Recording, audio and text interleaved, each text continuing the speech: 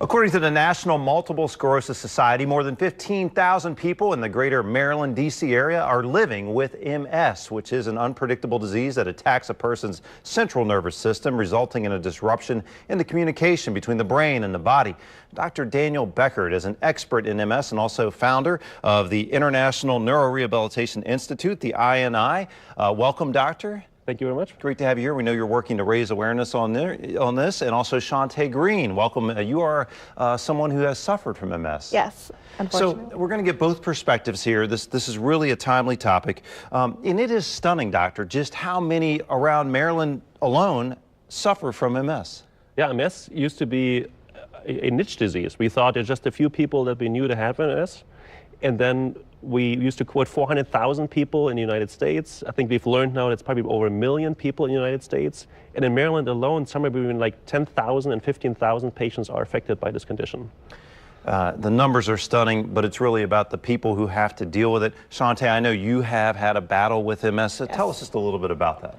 I was diagnosed in 2012. My first time of being diagnosed, I lost complete functioning of my left side, vision. From there on, it got worse and worse because then we get steroids to help it and then it'd come back.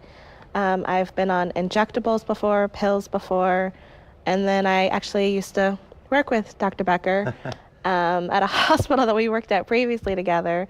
And I didn't know it at the time that he had opened up a MS rehabilitation center.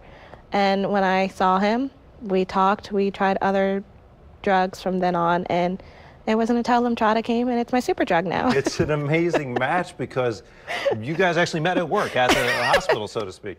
Let me ask you this, doctor. Talk about those different, she mentioned some of them. Talk about those different treatments and what you're doing now that you're finding effective. Yeah, so up until the 1990s, when you got diagnosed with MS, we said, I'm sorry you have MS, and there was nothing anybody could do.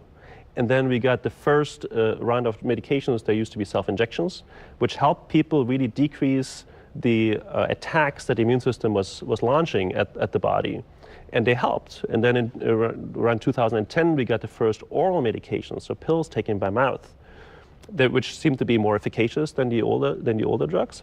And then later on, we got what we call sort of high efficacy medications. They're usually given by IV, so through an intravenous medication. Okay. And there are now 3 have made it to the market.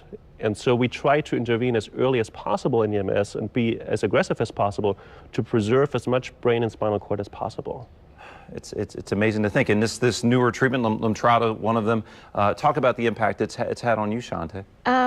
Before, certain doctors were saying I just should go out on disability because it was so bad. I was in physical therapy or occupational therapy at least once a year.